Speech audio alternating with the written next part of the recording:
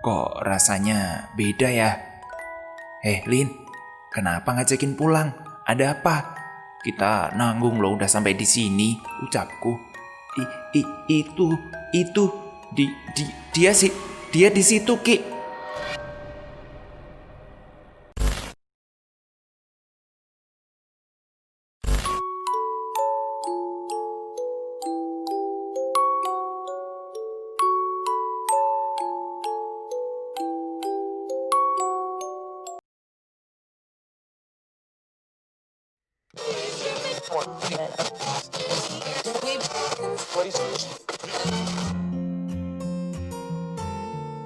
Assalamualaikum warahmatullahi wabarakatuh.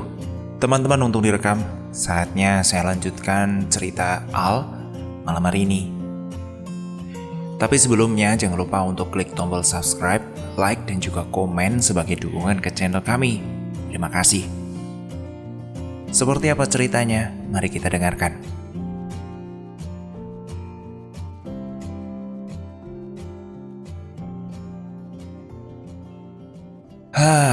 Akhirnya pelajaran pun dimulai.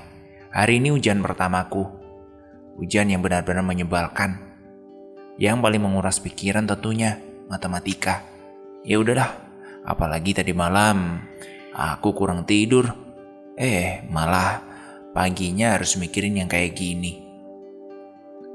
Akhirnya setelah beberapa lama, angka-angka di pelajaran matematika, akhirnya bel istirahat berbunyi. Lintang dan Panji mengajarku ke kantin, Bo Ikem namanya, untuk membeli mie sop yang lumayan terkenal enaknya di sekolahan kami. Setelah makan di kantin, kami kembali lagi ke kelas dan mulai ujian terakhir kami. Setelah beberapa lama, akhirnya bel berbunyi lagi dan menunjukkan waktunya belajar mengajar kami selesai, dan kami pun langsung bergegas pulang. Saat di perjalanan, aku menanyakan tentang hal yang ingin diceritakan kepada Lintang dan mimpinya tadi malam.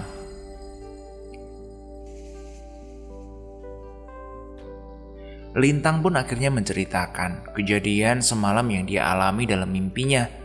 Ternyata apa yang dialami Lintang sama persis yang aku alami. Lah, kok bisa sama ya, Lin? Aku juga tadi malam mimpiin apa yang kamu mimpiin. Bauku ini diremas sama wanita itu. Nih lihat, bauku masih memar. Iya ya, kok bisa memar gitu? Sakit tuh, Ki. Kira-kira ada apa ya, Ki? Salah kita apa kok bisa sampai dibuat seperti ini? Apa ini ada sangkut pautnya dengan Ayu Putri atau mungkin ayam yang kita tangkap semalam? Soalnya aku lihat wanita di mimpiku seperti wanita yang kulihat di pohon semalam itu. Dia memakai sebuah selendang merah di lehernya. Ya kalau ini sih sakit, Lin. Aku juga nggak tahu. Aku pikir kita memang udah ngelakuin kesalahan, makanya kita diperlakukan seperti ini. Tapi nggak mungkin lah soal ayam itu yang kita tangkap. Lagian, warga lain juga sering dapat kok sama ayam yang begitu. Terus mereka juga nggak kenapa-kenapa. Panji hanya menelan ludah mendengar percakapanku dengan Lintang. Mimpi kami berdua sama, berlaku pada Panji. Hanya aku dan Lintang saja yang mimpiin seperti itu. Gimana kalau nanti sore kita datengin Mbah Po aja? Kita tanya sama Mbah Po sekalian ngobatin luka aku ini. Oh iya ya, oke, aku setuju. Kalau gitu sore nanti kalian ke rumahku ya. Kita barengan ke rumah Mbah Po. Kami pun akhirnya sepakat untuk menanyakan dan menceritakan hal yang kita alami kepada Mbah Po. Kami pulang terlebih dahulu ke rumah masing-masing. Saat tiba di rumah, di arah dapur aku mencium bau wangi ikan asin yang lumayan menggoda lambungku. Assalamualaikum, Bu. Masak apa hari ini? Kok sepertinya enak bener aromanya. Waalaikumsalam. Masuk, Le, masuk. Iya nih, Ibu masak sayur asem ikan asin. Ini juga ini sama sambal balacamnya, Le. Ya sudah, kamu ganti baju, terus habis itu makan ya. Tanpa banyak berbicara, aku pun langsung mengganti bajuku. Saat aku membuka baju, ibuku melihat luka memar di bahuku. "Leh, itu kenapa baumu? Kamu habis berantem ya? Kok sampai memar-memar begitu?" "Nggak tahu ini Bu, tadi malam loh, pas bangun tidur, tahu-tahu udah begini Bu." "Oh, ya sudah, makan dulu. Nanti habis itu ibu urutlah bahumu." "Nggak usah Bu, nanti sore aku mau ke tempat Mbah Po, biar diurut sama Mbah Po aja." "Oh begitu ya, ya sudah kalau begitu, bener-bener kamu urut sama Mbah Po aja. Nanti ibu kasih uang kamu, biar buat beli rokok buat Mbah Po." "Iya Bu, iya siap." Aku pun langsung menyantap masakan ibuku yang enak ini. Emang kalau masakan seorang ibu, mau chef hotel berbintang 5 pun bakalan kalah, mending makanan masakan ibu sendiri. Waktu sore pun telah tiba, aku pamit dengan ibuku untuk pergi ke rumah Mbah Po. Ibuku memberiku beberapa rupiah uang untuk membeli rokok untuk Mbah Po. Aku pun langsung bergegas menjemput Lintang dan Panji, dan kami bertiga pun bergegas ke rumah Mbah Po. Sesampainya di sana, Mbah Po, Assalamualaikum." Mbah Po pun akhirnya keluar. "Iya ya, ini siapa ya?" "Ini saya Mbah Po, Rifki." Mbah Po akhirnya mempersilahkan kami masuk. "Ini Mbah, ada titipan dari ibu. Mohon diterima ya Mbah." Sambil kuberikan 2 bungkus rokok. "Wah, nggak perlu repot-repot begini toh Lele." "Enggak kok Mbah Po, nggak ngerepotin. Mbah, ini saya mau kusuk Mbah, di pundak saya memar." "Lah kok bisa toh Le? Ada apa ini?" "Ini bukan memar biasa. Kalian semalam masuk ke dalam hutan bambu itu ya? Lah kok bisa sampai begini?" "Iya Mbah, maafin kami. Nggak dengerin nasihat si Mbah. Saya sama teman-teman semalam ngejar ayam Mbah. Tanpa kami sadari, kami berada di hutan bambu itu Mbah." "Wah, gawat ini Leh. Nggak bisa dibiarin. Bakal jatuh korban lagi kalau begini." Tanpa kupahami apa arti dari perkataan Mbah Po, aku mendengarnya saja sudah menggidik. Begitu juga dengan Lintang dan Panji yang bergidik ngeri merinding dengan perkataan Mbah Po. Kuberanikan diri untuk bertanya bermaksud dari perkataan Mbah Po itu. Mbah Po, apa maksud Mbah Po?" Mbah Po akhirnya menceritakan sebuah peristiwa yang menimpa pasiennya 2 tahun lalu.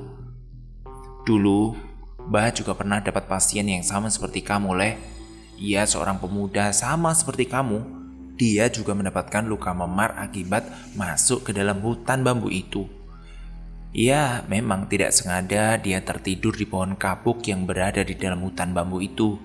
Dia bermimpi didatangi sosok Ayu Putri yang hendak mengajaknya pergi jauh. Tapi untung saja sewaktu itu Mbah melihat pemuda itu.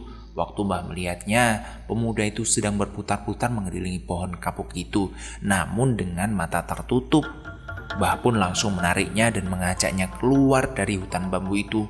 Namun ia tak juga membuka mata sampai akhirnya Mbah bacakan beberapa doa baru dia sadar. Lalu ia menceritakan kepada Mbah dengan siapa ia bertemu, bagaimana ia sampai seperti itu. Panjang lebar orangnya menceritakan. Semua kejadian itu dia alami sampai akhirnya Mbah menyuruhnya pulang. Tetapi beberapa hari kemudian ia datang ke rumah Mbah dengan keadaan yang tidak baik.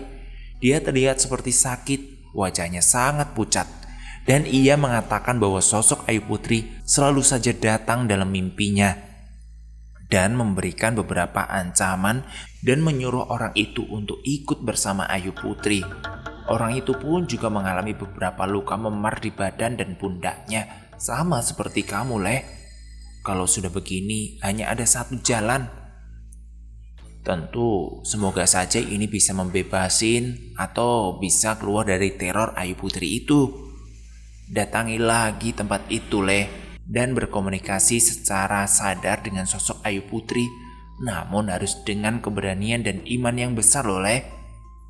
Aku dan Lintang dan Panji menggidik ngeri saat mendengar cerita Mbah Po.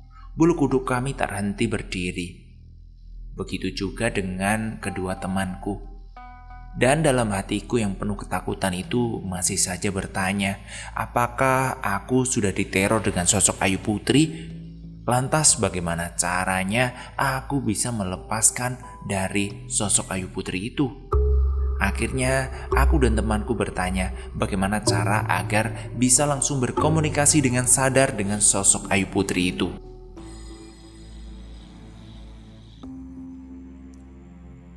Bah, kalau memang saya dan teman saya ini lagi diteror oleh sosok Ayu Putri, terus bagaimana Mbah cara agar kami bisa lepas dari teror ini? Hanya satu caranya, kalian harus kembali lagi ke sana, tetapi hanya kalian bertiga saja. Kalian harus berkomunikasi dengan sosok itu. Kalian tanyakan apa maunya. Terus bagaimana Mbah agar kami bisa langsung berkomunikasi dengan hal yang tak kasat mata itu? Kalian harus memainkan sesuatu permainan yang bisa kalian mainkan untuk berkomunikasi dengan sosok itu. Terserah kalian mau mainan seperti apa, mungkin cai langkung atau apapun asal bisa berkomunikasi dengan hal gaib. Dan kalian harus memainkannya di waktu malam Jumat. Iya Mbah, iya. Biasa kami juga memainkan permainan jalangkung itu. Ini teman saya Lintang juga sering lihat sosok yang tak kasat mata. Teman saya Panji juga bisa merasakan hal hadirnya sosok lain. Tapi Mbah, apa itu harus kami lakukan agar bebas dari teror Ayu Putri? Iya, itu harus kalian lakukan, kecuali kamu bersedia di bawahnya. Kamu tidak perlu melakukan itu. Aku pun bergidik ngeri. Sial sekali kalau aku harus ngalamin keadaan ini. 3 hari lagi malam Jumat. Pas bener kami juga selesai ujian dari Kamis. Baiklah Mbah, kalau gitu kami permisi dulu ya Mbah. Nanti kami pikirkan. Akhirnya kami pun bergegas pulang. Dengan perasaan yang bimbang, kami saling bertanya bagaimana nanti tepat di malam Jumat. Aduh, gimana ini Jul? Kalian mau nggak balik lagi ke tempat itu? Tanyaku. Ya sudahlah, mau gimana lagi? Emang ada jalan lain?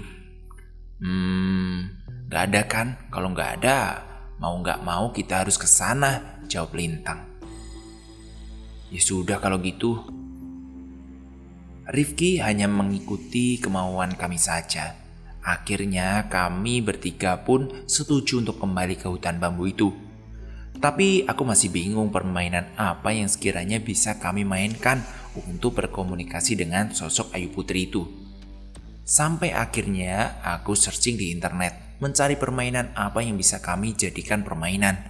Setelah mencari permainan, kami menemukan sebuah permainan yang sekiranya cocok untuk kami mainkan. Permainan itu bernama Auja. Permainan yang menggunakan alat seperti papan, yang atas papan itu tertulis angka-angka dan huruf. Huruf A sampai Z dan angka 0 sampai 9. Dan juga ada kata iya dan tidak. Cara bermainnya dengan menyebut nama sosok makhluk itu dan memberi beberapa pertanyaan kepada sosok itu. Nanti dengan sendirinya jari kami akan bergerak ke salah satu huruf-huruf dan angka abjad itu, hingga papan Auja itu menunjuk sebagai jawaban dari pertanyaan yang kami sebutkan. Oke, akhirnya aku paham. Dengan permainan ini, kami bertiga pun setuju untuk memainkannya di tengah hutan bambu itu untuk bertanya dan berkomunikasi dengan arwah Ayu Putri. 2 hari kemudian, akhirnya tiba malam yang kita tunggu, malam Jumat. Kami sepakat sedikit berbohong kepada orang tua kami untuk tidur di rumah salah satu teman kami. Orang tua kami pun mengizinkan. Akhirnya aku, Lintang, dan Rifki pun bersiap untuk pergi ke hutan bambu.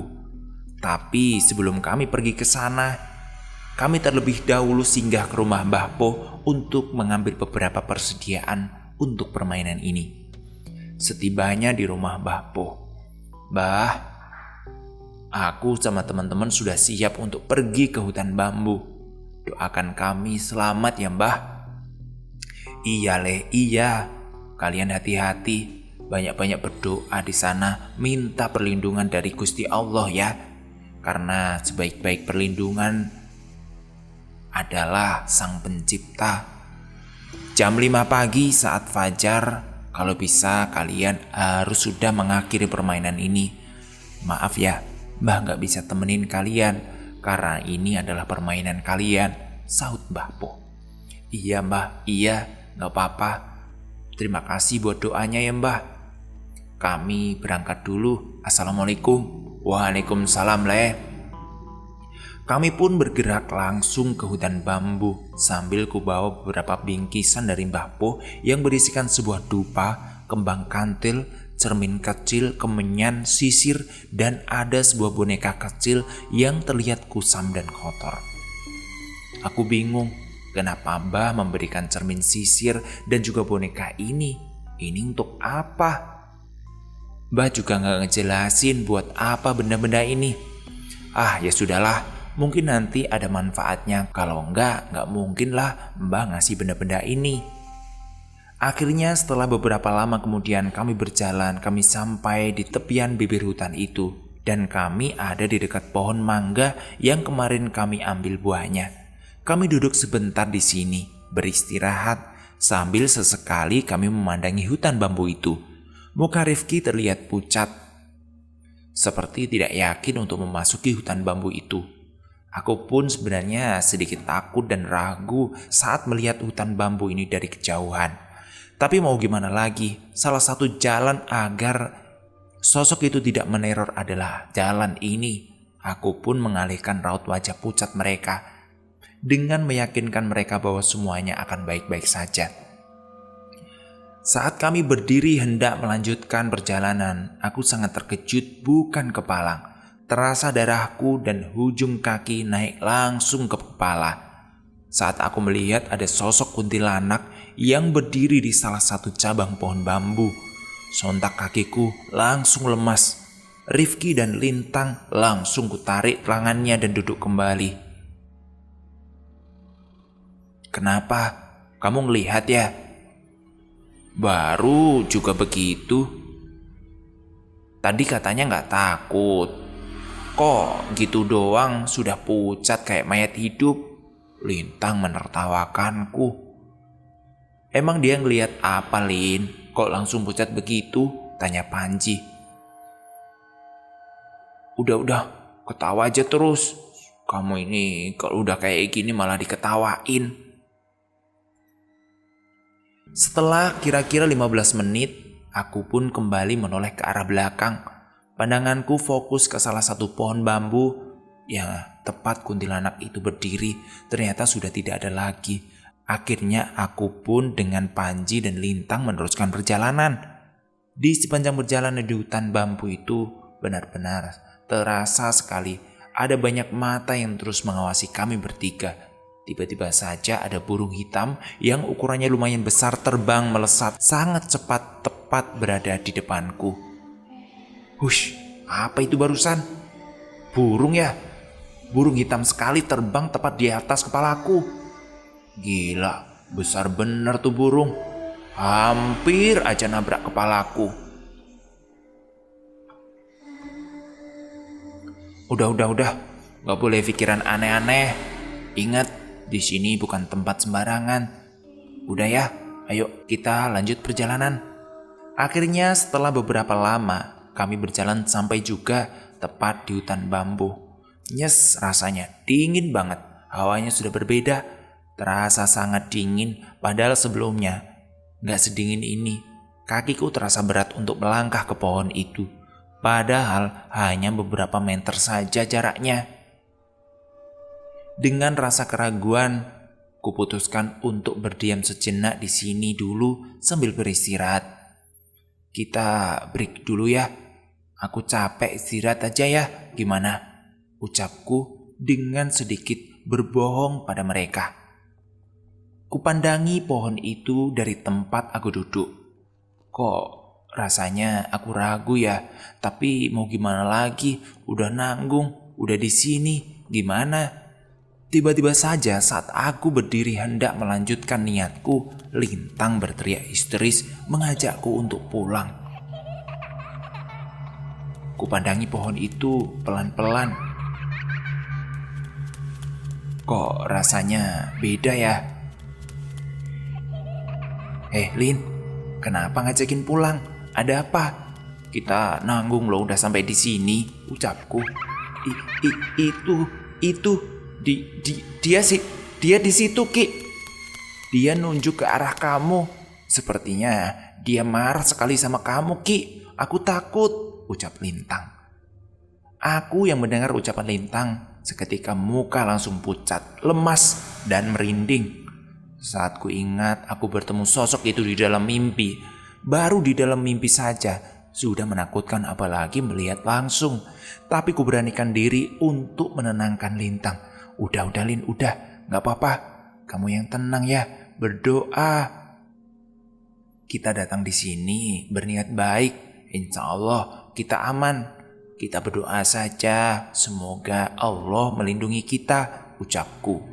Akhirnya kami bertiga pun berdoa untuk keselamatan kami. Perlahan kulihat Lintang mulai tenang, tapi masih menutup mata. Ya sudah, ayo kita lanjutkan. Segera kita mulai permainan. Aku gak tahan lagi kalau terus begini, ucap Panji. Perlahan kami dekati pohon kapuk itu. Kami duduk melingkar di bawah pohon itu. Aku keluarkan papan auja yang kubuat sebelumnya. Kenapa saya sengaja buat sendiri? Karena papan auja tidak ada yang menjual. Aku berinisiatif membuatnya sendiri. Papan auja kuletakkan di atas tanah. Panji membakar dupa yang diberikan Mbah Puh. Kaca kecil kuletakkan di dekat akar pohon itu dengan sisirnya. Juga sebuah boneka yang aku gantung di salah satu ranting pohon. Setelah semua selesai, kami pun duduk kembali. Sebelum permainan ini dimulai, kami berdoa terlebih dahulu meminta perlindungan dari Allah. Akhirnya permainan itu kita mulai. Tapi tiba-tiba saja angin bertiup kencang, benar-benar membuat kita merinding. Mataku melihat ke atas ke arah sebuah ranting yang bergerak sangat kencang. Kulihat dari bawah, ada sosok hitam yang bergelantung di ranting pohon itu. Perasaanku mulai sudah tidak enak. Ingin rasanya permainan ini aku tinggalkan dan pergi kembali ke rumah. Tapi semua sudah terlanjur. Kami bertiga sudah ada di sini, tidak mungkin untuk kembali. Ku coba alihkan pandanganku dan berusaha tidak mempedulikan sosok itu yang bergelantung di pohon. Satu persatu jari telunjuk kami saya letakkan di sebuah pin yang terletak di atas papan auja.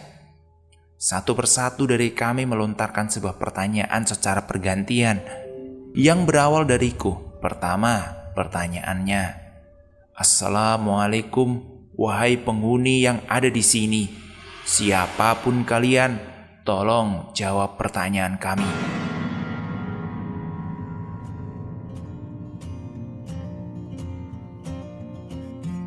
Seperti apa kelanjutannya? Besok kita lanjutin ya. Terima kasih sudah mendengarkan cerita ini. Sampai jumpa. Terima kasih buat Al. Assalamualaikum warahmatullahi wabarakatuh.